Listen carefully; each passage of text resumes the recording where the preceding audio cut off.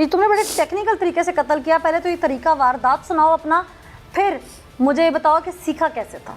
सीखा कैसे भी नहीं था, मैंने दूसरे अड्डे का काम करती थी, वहाँ पे नग लगाते थे अल्फी के साथ।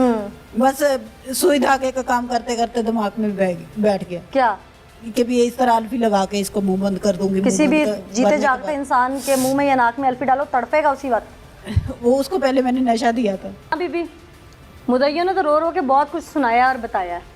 आप सब झूठ बोल रहे हैं। एक तुम सच्ची हो।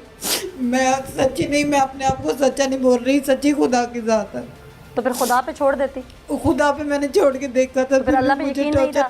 टॉर्चर करना नहीं छोड़ते थे। मैं जब तुम्हारा शौहर ही साबिक हो गया था तो फिर ऐसी कौन सी नौबत आ पड़ी थी कि साबिक को जाके मार दिया। वो उसने मेरा एक सेकंड जीना मुश्किल कर दिया था, एक सेकंड मेरे लिए भारी कर दिया था। तुम्हें थाने कचहरियों का तो बहुत पता था ना, तो वहाँ थाने चली जाती। मैं गई थी थाने, फिर मैंने चौकी गड़ा मोड़ भी इधर खासे दी, तो फिर उन्होंने भी नहीं सुना। क्यों? वो अनसुनी कर देते हैं गुड़े मोड़ वाले। क्यों? क्योंकि थाने मित्रों में थानेदार है SHO, ये बारी गुज्जर, वो पैसे ले लेता था। बाकी तमाम हफ्ता लेता था। बाकी तमाम थानों में या DPO ऑफिस में भी पैसे चलते हैं जी, सब उधर सबसे पैसे चलते हैं। क्यों जी? आपने तो खुद यूनिफॉर्म पहना, वही इल्जाम लगा रही यूनिफॉर्म पे। जब से इधर आई हमने इसे कितने क्या पैसे लिए यूनिफॉर्म पर्सन सारे पैसों पे जी नहीं, ऐसा कुछ भी नहीं है। जब से इधर आई इससे पूछे हमने इसे 1 रुपया भी लिया है। क्यों जी? यहाँ पे नहीं है ये काम। तुम तो अभी तो सबको लपेट रही थी। लाहौर में नहीं है, उधर का एरिया सारा ये ऐसा है। DPO के दफ्तर चले जाओ, वो भी पैसों से बात करते हैं। डिस्ट्रिक्ट विहाड़ी में जी। अच्छा। और SP के पास चले जाओ, SP का रीडर भी पैसों से बात करेगा। डिस्ट्रिक्ट विहाड़ी में जी। DPO साहब ने पैसे लिए? नहीं, अपने ईमान से बताना है हाँ आपने। जी, अपने ईमान से बता रहे। मैंने बहुत काम किया विहाड़ी में, मुझे तो लगता है वो लोग बहुत नफीस हैं।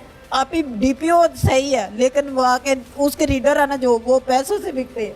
अच्छा जी। अल्लाह ताला किसी का घर खराब ना करे। मैं अल्लाह ताला के आगे यही दुआ करती थी, ये मेरा घर ना खराब हो, अल्लाह ताला मेरा घर बस जे, मेरा आगे पीछे कोई नहीं है, मैं किसके पास जाऊंगी, किसके सहारे जीऊंगी, बस यही दुआ करती थी। फिर लेकिन वो इंसान नहीं बना। नहीं बना। यहाँ से मुझे कसमें कुरान उठा के यहाँ से मुझे कहता है जगह भेज दे, उधर जाके मैं कुछ भी नहीं करूँगा। उधर जाके मुझे सबने मारना शुरू कर दिया। किसने? उसके वालदा ने, वालद ने, भाइयों ने, बहन ने, बहनोई ने, यहाँ तक करके भी जो इनका रीडर था अहमद हसन, उसने भी आके घर आके मुझे गुत्त से पकड़ के नीचे फेंक के मेरे मुंह के ऊपर थप्पड़ देने। क्यों? कि तू दूसरा इसको मना क्यों करती है, क्या हमारी तरफ आने के लिए यहाँ औरतों को कमरा क्यों नहीं देने देती। औरतों को मतलब क्या कोई हॉस्टल था? नहीं, हॉस्टल नहीं है, वहाँ पे गलत धंधा करवाते थे। अच्छा फिर? जे मैंने कमरा ना देना, मुझे मारना। अच्छा फिर उसके बाद दूसरा खाना भी मैंने खुद बना के उनको देना पड़ता था, जो नहीं देती थी मारते थे। फिर अगर कर मैंने खाना दे दिया तो ठीक है, ये नहीं बात दिया। सारी तुमने DPO ऑफिस में बताई? जी। यहाँ पे देखो दूसरे उसने ये मुझे कुहाड़ी मारी थी, और इधर मेरे माथे पे यहाँ पे सिर फाड़ा, ये इधर से सिर फाड़ा, इधर से सिर फाड़ा, ये मेरे बाजू तोड़ी है उसने। तुम्हारे ये ये शौहर ने, दूसरे शौहर ने जो मकतूल है, ये मेरी लात तोड़ी है इधर से। फिर तुमने अदालत जाने का फैसला कर लिया? अदालत जाने का मैंने फैसला कर लिया। फिर खुला ले ली? खुला ले ली मैंने। जिस वक्त मेरी डिग्री हुई उन्होंने उठा के मुझे मकई में ले गए। कौन? एक मेरा मियाँ और 3 उसके दोस्त। इन्होंने एक जना खड़ा होकर दूसरा वीडियो बना रहा था, तीनों ने मेरे साथ ज्यादती की। तुम्हारे खामन ने करवाया? जी। जो जिसको तुमने कत्ल कर दिया? हाँ जी। फिर इन्होंने मेरे साथ मकई में जास्ती करके मेरी वीडियो बना के इन्होंने दूसरा वो उसके ऊपर मुझे धमकियां देनी शुरू कर दी। उसके बाद मैंने दूसरा उधर थाने में, मेलसी थाने में मैंने दरखास्त दी। जो बारी गुज्जर था इधर का मित्रू थाने का, इसने रिपोर्ट लिख के भेज दी, ये बीबी झूठी है। मेडिकल सारे तुम्हारे खिलाफ क्यों थे अगर तुम इतनी सच्ची थी? क्योंकि वो दूसरा बारी गुज्जर जो पैसे, तुम्हारा खामन बहुत पैसे वाले था, ये दूसरे वाला पैसे वाला नहीं था, तो फिर औरतों को ले जाता था। अच्छा फिर ये लाहौर कैसे आ गए विहाड़ी से तुम लोग? लाहौर से दूसरा उधर से 2 लड़कियां लेके आया था बेचने के लिए इधर। सच बताना, अड्डे के ऊपर इतनी तफ्तीश में आती हैं चीजें? जी। अड्डे के ऊपर बेचने के लिए 2 औरतें लेके आया था, वो औरतें दोनों ही रास्ते से भाग गई। फिर ये नहीं मुझे पता कैसे भागी कैसे नहीं। फिर तुम लाहौर कैसे आ गई? उन्होंने पीछे से इसको ब्लैकमेल करना शुरू कर दिया कि जहाँ तो औरतें ला, जहाँ हमारा 7 लाख रुपया दी। इसने मुझे कॉलें करनी शुरू कर दी। कि भी मेरा साथ दे, नहीं तो मैं इधर आके तुझे मार दूंगा या मैं तेरी वीडियो वायरल कर दूंगा, ये कर दूंगा वो कर दूंगा। मैं इसके कहने पे तो ना मानी। उधर जाके अहमद हसन आ गया। अहमद हसन मुझे कहता ये वीडियो नजर आ कौन रही है अहमद आपको? हसन? जो इसका धंधे का सबसे बड़ा है। अच्छा, वो कहता तू जाके ज्यादा औरतों को ढूंढवा उसके साथ, नहीं ढूंढवा सकती, पैसे दे मुझे। मैंने कहा मैं भाई कहाँ से पैसे दूं? कहता फिर वो उसके पीछे जा। मैंने उस दिन से ठान लिया था कि भी इसको मैं कत्ल कर दूंगी जाके। अच्छा जी। ये तुमने बड़े टेक्निकल तरीके से कत्ल किया। पहले तो ये तरीका वारदात सुनाओ अपना, फिर मुझे ये बताओ कि सीखा कैसे था? सीखा कैसे भी नहीं था। मैंने दूसरे अड्डे का काम करती थी, वहाँ पे नग लगाते थे अल्फी के साथ। बस सुई धागे का काम करते करते दिमाग में बैठ गया क्या कि भी इस तरह अल्फी लगा के इसको मुंह बंद कर दूंगी। किसी मुंह भी बंद कर- जीते भरने के जागते इंसान के मुंह में या नाक में अल्फी डालो, तड़पेगा उसी वक्त। बाद वो उसको पहले मैंने नशा दिया था। अच्छा। नींद की गोलियां। ये तुम लाहौर कब आई और कैसे लेके आई चीजें, जरा सारा वाकया सुनाओ। ये मैं लाहौर 2 दिन पहले आई थी। जिस दिन मैंने उसको कत्ल किया 2 दिन पहले लाहौर आई हूँ। चीजें कहाँ से ली? उधर से विहाड़ी से। फिर और उसके बाद मैंने वो ली एक पत्ता 35 रुपए का। तुमने मेडिकल स्टोर से ली और उन्होंने तुम्हें डॉक्टर की हिदायत के बगैर दे दी? नहीं, उधर से मिल जाती है आसानी से। क्यों, वहाँ डॉक्टर्स नहीं होते? वहाँ पे किसी भी मेडिकल स्टोर से जाके ले सकते हैं। ये बहुत बड़ी बात है कि जनूबी पंजाब में किसी भी डिस्ट्रिक्ट विहाड़ी में किसी भी मेडिकल स्टोर से जाओ और किसी भी तरह की घड़े मोड़ नशावर अद्वियात ले लो, डॉक्टर की हिदायतनामे की जरूरत नहीं है। फिर अल्फी तो आम मिल जाती है। रुई ली मैंने। रुई लेके फिर मैंने ये वो लिया जो बड़े में धोने वाला तेजाब होता, वहाँ से मैं लाहौर आ गई। फिर रात रुके, उसने मारना पीटना शुरू कर दिया। कहता उस आदमी के साथ तूने बात करने के लिए इनकार क्यों किया? इनकार करेगी 7 लाख रुपया अहमद हसन को कहाँ से देंगे? घर के ऊपर कब्जा करेगा, ये करेगा। मैंने कहा घर मेरा, मेरे घर के ऊपर क्यों कब्जा करेगा?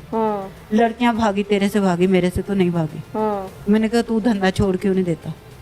कहता मैं धंधा छोड़ दूंगा, मैं खाऊंगा कैसे, पीऊंगा कैसे? तूने तो मुझे छोड़ दिया। मैंने कहा मैंने तो तुझे छोड़ दिया, मुझे ये बता। मैंने कहा ये कब तक चलेगा? कहता ये पूरी जिंदगी चलेगा। ये खुला के बाद की वाकया आते हैं सारे जी। ये आखिरी रात का वाकया है जब जी। तुम मार रही हो? हाँ जी। फिर उसके बाद दूसरा उसने मारना पीटना शुरू कर दिया। ऊपर से जोरों से बिजली गरजनी शुरू हो गई। ना तो मैं बाहर निकल सकती थी, ना मैं कुछ कर सकती थी। फिर मैंने दूसरा गोलियां पीस के उसमें पुड़ी में डाल दी। पुड़ी में जिस वक्त डाल दी, मैंने चाय बनाने के लिए गई। आप चाय लोगों के पास तो सामान ही नहीं था सारा, नहीं, बर्तन लेके गई थी मैं। तो खाली घर में चूल्हा चीजें कहाँ से ली? वो पड़ोसियों का साथ वाले कमरे में रहते थे किराएदार, अच्छा। उनके चूल्हे के ऊपर दूसरा चाय बनाने गई थी। फिर बाहर सेन में पड़ा था, फिर वहाँ पे चाय बनाने गई। मैंने उधर बैठ के गुड़ियाँ पीस के मैंने पुड़ियों में डाल के वो उसकी दवाई फेंक दी, वो उसमें दूसरा पुड़ियों में फिर? गोली डाल दी। वो उसने आके जिस वक्त मैं कमरे में आई हूँ, आके मैंने पुड़ियाँ उधर ही रख दी। उसने सबसे पहले चाय के साथ पुड़ियाँ खाई।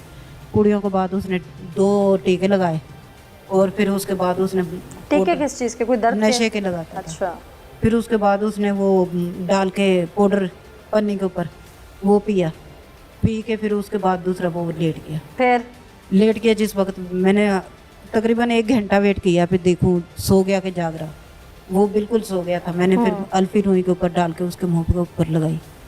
मुंह के ऊपर लगा कहाँ कहाँ लगाई? यहाँ पे सीधे लिप्स के ऊपर? हाँ जी। सांस तो नाक से लेता है इंसान। यहाँ पे लगाई ना। फिर मैंने सादा रुई लेके बाद में दूसरा जिस वक्त उसने पहले इस तरह हाथ लगा के मुंह के ऊपर इस तरह रख लिया, मैंने पकड़ के हाथ उसका नीचे कर दिया। और उसके बाद दूसरा मैंने फिर वो नाक में रुई दी। फिर आंखों के ऊपर लग गई तड़पा थी नहीं उसके वो? हाथ से। थोड़ा सा ही बस हिला था। और आंखों के ऊपर उसके अपने हाथ से लगी थी, मैंने नहीं लगाई थी उसकी आंखों में। फिर और नाक में मैंने जरूर दी। फिर डर नहीं लगा? कत्ल कर रही थी, डर लग रहा था, लेकिन क्या करती, मुसीबत थी। मुझे या नफरत इस हद तक थी कि नजर कुछ नहीं आ रहा था? नजर कुछ भी नहीं आ रहा था। मुझे आज तक ये समझ नहीं आया कि मैंने क्या किया। फिर क्या किया तुमने फिर अल्फी मैंने लगाने के बाद? उसके बाद मैंने फिर उसके कपड़े उतार के उसके मुंह पे तेजाब डाला। तेजाब डाल के उसको बांधा, नाड़े के साथ बांध के उसको मैंने बैग में डाल के। तुमने एक बंदे को कत्ल किया, उसके चेहरे पे तेजाब डाला, तुम्हारे सामने उसका चेहरा मसख होना शुरू हुआ, तुम्हें डर नहीं लगा? उस रब से नहीं डर लगा? उसके बाद तुमने उसके कपड़े भी उतारे? जी। के बाद दूसरे मैंने नीचे मंजी के उतार के उसके नाड़े के साथ वो उसकी टांगे बांध के टांगे। फिर मैंने तोड़े में डाला उसका चेहरा, मसलन यहाँ तक कराया तोड़े में। उसके बाद दूसरे तोड़े में नहीं आया। फिर मैंने बैग में सोचा कि बैग में डाल दूँ। बैग में से कपड़े निकाले, बर्तन निकाल के उसमें डाल दिए। बैग बंद करके रख दिया। बारिश हो रही थी बहुत ज़्यादा। सुबह के टाइम पे मैंने तकरीबन 10 बजे मैंने बैग खींच के बाहर निकाला, उसका पहिया टूट गया। रिक्शे वाले को आवाज़ दी, उसने रिक्शे वाले ने पूछा नहीं बैग में क्या है? पूछा, उसने कहा आप ही बैग में क्या? मैंने कहा बर्तन और बिस्तर। फिर कहाँ गई तुम? मैंने जाके कपड़े उठाए अपने, बिहाड़ी ने चली गई। जाके उसके माँ बाप ने पूछा हमारा बेटा किधर है? उन्होंने पूछा था तुमने हमारा बेटा किधर है? मैंने कहा वो पक्की नौकरी पे लग गया। पक्की नौकरी पे लग गया। नाज़रीन, ये वो खातून है जिसने अपने पहले शौहर के जाने के बाद सेकंड मैरिज की अपने बच्चों के लिए, बकौल इसके बच्चे इसके साथ नहीं रहते थे।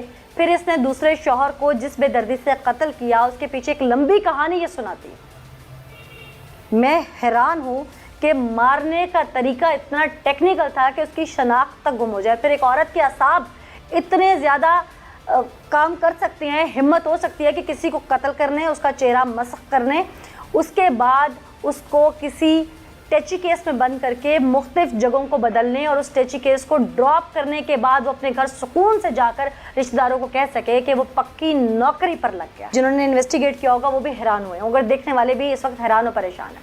लेकिन ऐसे वाक़यात होते क्यों हैं?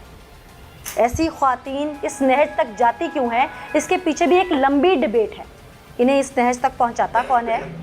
क्या मरने वाले का अपना कसूर इतना होता है कि वो कत्ल हो जाता है, या सब नाहक ही कत्ल होते हैं?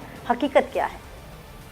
ये हर एक को सोचने, समझने और गौर फिक्र करने की ज़रूरत है कि कहीं ना कहीं हम किसी को इस नहज पे ना पहुंचा दे कि वो कातिल और हम मकतूल की जगह पर ना खड़े हो जाए।